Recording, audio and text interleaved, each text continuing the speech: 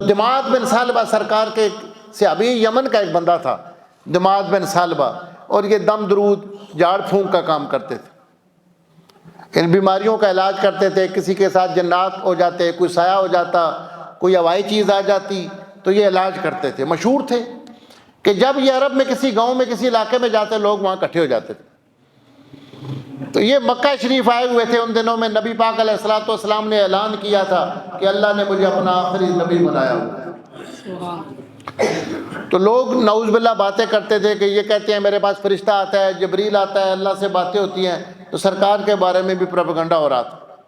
یہ دم درود کرنے والوں کو شوق بڑا ہوتا ہے دم کرنے کا۔ ان کو کسی نے کہا کہ یہاں بنو ہاشم میں ایک بندہ ہے جس کے والد گرامی کا نام عبداللہ، والدہ کا نام آمنہ ہے، 40 سال تک وہ بالکل ٹھیک رہے ہیں، اب پتہ نہیں کیا ہو گیا ان کو۔ وہ کہتے ہیں فرشتہ آتا ہے دم کرو۔ اب وہ نبی پاک علیہ الصلوۃ والسلام کو دم کرنے کے لیے آ گئے، دماد بن ثعلبہ۔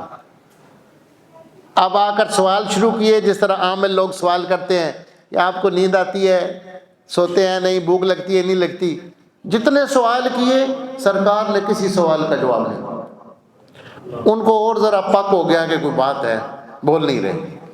جب اس کی ساری باتیں سن لی تو صحیح مسلم کی حدیث ہے، حضور نے وہی خطبہ پڑھا جو میں نے شروع میں پڑھا ہے، وہی خطبہ کہ حدیث کی روشنی میں جب کوئی نکاح خان خطبہ پڑھتا ہے تو یہ خطبہ سرکار دو عالم کا خطبہ، ان الحمد للہ ونستعینہ ونستغفرہ ونؤمن بہ ونتوکل علیہ ونعوذ باللہ من شرور انفسنا ومن سیئات اعمالنا من یہدہ اللہ فلا مضل لہ ومن یضللہ فلا ہادی لہ ونشہد ان لا الہ الا اللہ وحدہ لا شریک لہ ونشہد ان محمدا عبدہ ورسولہ۔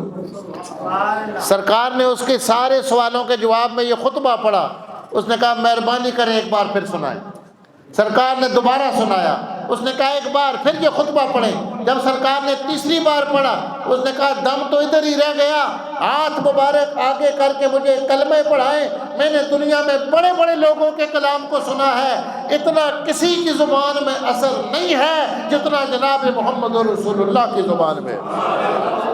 اس نے کہا مجھے کلمہ پڑھائیں، اس لیے کہ میں نے جادوگروں کے کلام کو دیکھا ہے، میں نے کاہنوں کے کلام کو دیکھا ہے، کسی کے کلام میں وہ اثر میں نے نہیں دیکھا جو اللہ کے سچے رسول کی زبان میں دیکھا ہے۔